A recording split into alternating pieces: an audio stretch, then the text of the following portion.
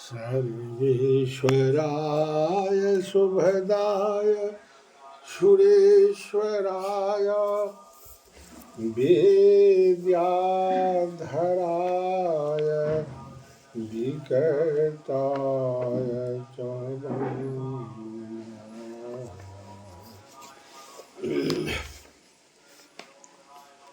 भक्तवृषं वरदाय नमो नमस्ते।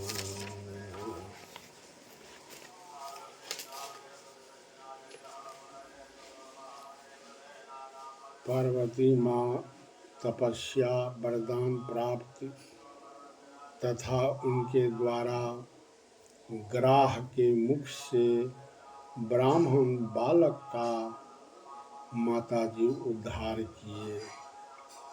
तो ऋषियों ने पूछा कि प्रभो, दक्ष कन्या क्रोधवश पूर्व शरीर का परित्याग करके फिर गिरिराज हिमालय के घर में कैसे जन्म लिया?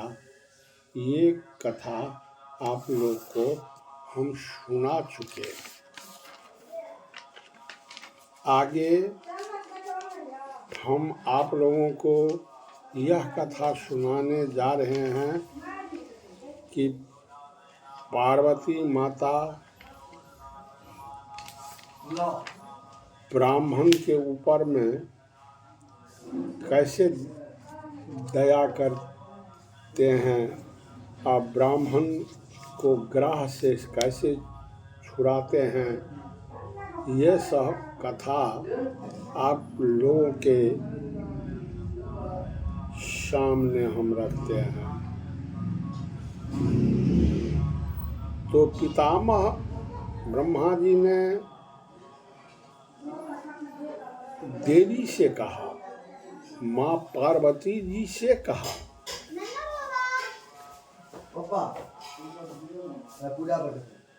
उसे आप भली भांति जानते हैं, फिर मुझसे क्यों पूछते हैं?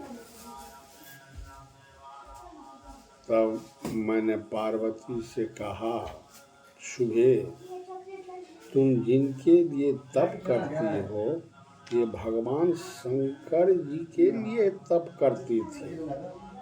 वे स्वयं ही तुम्हारा वरण करेंगे। और ब्रह्मा जी बोले, वे स्वयं तुम्हारा वरण करेंगे। भगवान शंकर ही सर्वश्रेष्ठ पति है, संपूर्ण लोकेश्वरों के भी ईश्वर हैं। हम सदा ही उनके अधीन रहने वाले किंकर हैं। ब्रह्मा जी बोलते हैं, देवी, वे देवताओं के भी देवता परमेश्वर और स्वयंभू है। उनका स्वरूप बहुत ही उदार है। उनकी समानता करने वाला कहीं कोई भी नहीं है। तत्पश्चात देवताओं ने आकर परम सुंदरी पार्वती से कहा, देवी, भगवान शंकर थोड़े ही दिनों में आपके स्वामी होंगे। अब इनके लिए तपस्या न कीजिए। यूँ कहकर के देवताओं ने गिरिराज कुमारी की प्रदक्षिणा की और वहाँ से अंतर ध्यान हो जाते हैं।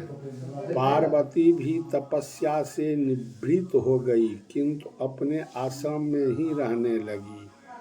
एक दिन जब वे अपने आश्रम पर थे तो अशोक वृक्ष का सहारा लेकर खड़ी थी। देवताओं को पीड़ा दूर करने वाले भगवान शंकर पधारे। उनके ललाट में चंद्राकार तिलक लगा था। वे बाँह के बराबर नाटा विकृत एवं धारण करके आए थे। उनकी नाक कटी हुई थी, कुंवर निकला हुआ था, केशों का अंतिम भाग पीला पड़ गया था। उनके मुख की आकृति भी बिगड़ी हुई थी। उन्होंने पार्वती से कहा, देवी, मैं तुम्हारा वरण करता हूँ। उमा योग सिद्ध हो गई थी।